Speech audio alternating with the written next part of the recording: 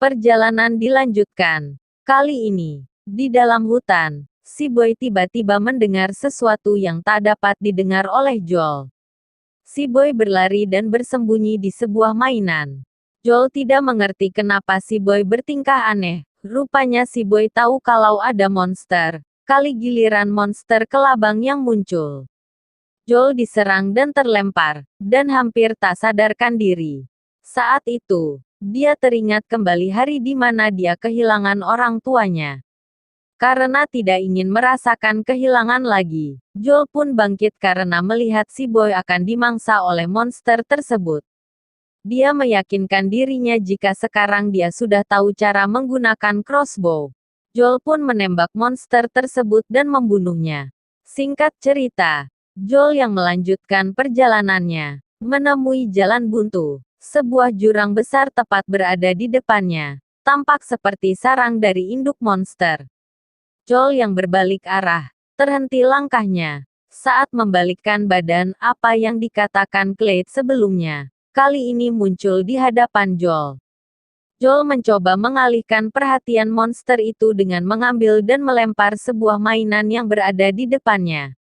Saat monster itu keluar dari permukaan, Joel dan Boy melarikan diri. Meskipun sempat terjatuh dan tasnya terlempar ke sungai, mereka masih sempat bersembunyi di pohon tumbang. Dia mencoba menenangkan si Boy yang terlihat panik. Di saat monster itu berbalik arah dan akan pergi, Boy yang melihat baju milik majikannya, yang sebelumnya berada di tas Joel, berlari untuk mengambilnya. Monster itu mendengar suara langkah si Boy yang berlari. Monster itu pun kembali dan ingin memangsa si Boy. Joel yang teringat kalau dia punya granat berlari ke arah si Boy. Saat monster membuka mulutnya, dia melempar granat tersebut dan hancurlah monster itu sedangkan Joel terlempar ke dalam sungai. Meskipun dia selamat, kali ini giliran lintah yang menempel di tubuhnya. Tentunya lintah-lintah itu bermutasi juga. Joel merasa pusing sekali karena efek dari lintah. Meski begitu dia tetap melanjutkan perjalanan. Efek lintah itu membuatnya hampir pingsan, untunglah dia melihat tumbuhan pakis dan dia pun memakannya. Beberapa saat kemudian, dia mengalami halusinasi. Wanita yang selama ini dia rindukan tepat berada di depannya. Tanpa banyak bicara dia menciumnya. Dan dia pun jatuh pingsan. Beberapa saat kemudian, Joel sadar, rupanya dia berada di tempat koloni Amy. Perasaannya tak karuan karena Amy ada di hadapannya. Dia mengatakan kalau dia senang bertemu lagi dengannya dan merasa beruntung Amy menemukannya. Dia juga mengatakan kalau ciuman yang mereka lakukan tadi luar biasa. Amy menjawab jika yang menolongnya tadi adalah Paman Pete. Dia juga mengatakan bahwa ada kapten kapal yang datang ke koloninya dan mengajak mereka pindah. Sebelum Joel melanjutkan pembicaraan, Amy menundanya karena anggota koloni membutuhkannya di luar.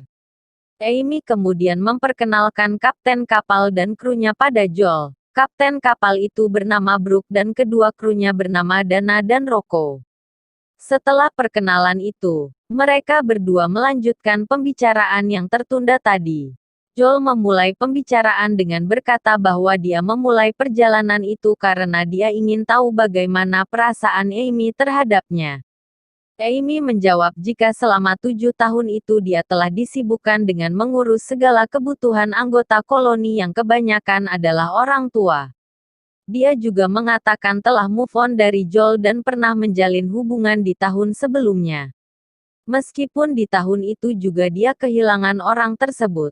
Setelah pembicaraan yang tidak sesuai harapan itu, mereka berdua pergi menemui anggota koloni yang sedang melakukan rapat dengan kapten kapal. Dalam rapat itu, Joel mengatakan pada mereka jika dia sanggup bertahan di permukaan, dia menginginkan mereka melakukan hal yang sama sepertinya. Hanya saja, mereka tidak sependapat dengan Joel. Setelah rapat yang singkat itu, Joel pergi ke ruang komunikasi. Dia menghubungi anggota koloninya. Setelah tersambung, Joel mengatakan jika dia telah sampai di tempat Amy.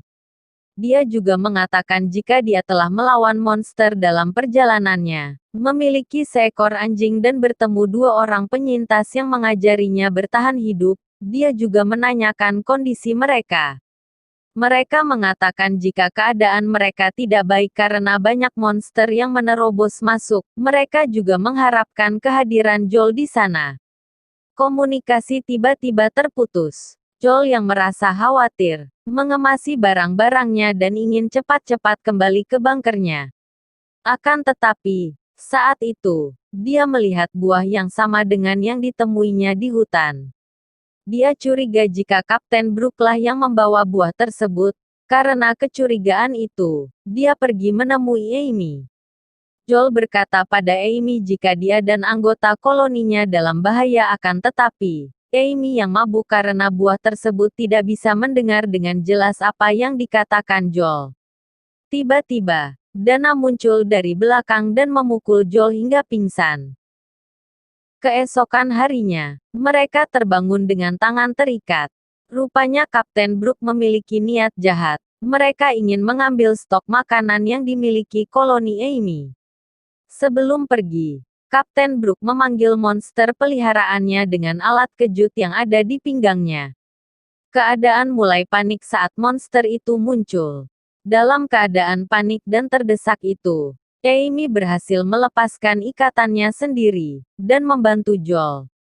Setelahnya, Amy mengejar kapten kapal dan krunya. Dengan menggunakan sebuah tameng, Amy berhasil mengalahkan Rocco dengan mudah. Sedangkan Joel, yang berhadapan dengan monster kepiting mengambil tongkat Trisula sebagai senjatanya.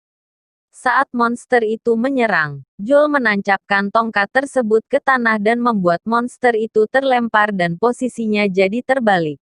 Saat Joel bersiap menancapkan tombaknya, tiba-tiba kapten kapal menyalakan alat kejutnya, membuat monster tersebut terbangun dan menyerang Joel. Joel pun terlempar dan pingsan. Kembali ke Amy, kali ini dia bertarung habis-habisan dengan Dana. Pertarungannya berjalan cukup lama tapi pada akhirnya Amy berhasil mengalahkannya. Sayang bagi Amy, kapten kapal yang berada di belakangnya, memukul Amy hingga pingsan. Joel yang tidak dapat membantunya, menyuruh si boy membangunkan Amy. Si boy pun berlari ke arah Amy dan berusaha membangunkannya. Amy yang tersadar, berlari ke Joel dan memberikannya senjata untuk membunuh monster kepiting. Joel yang posisinya terbalik melihat ada sebuah paku di tubuh monster tersebut.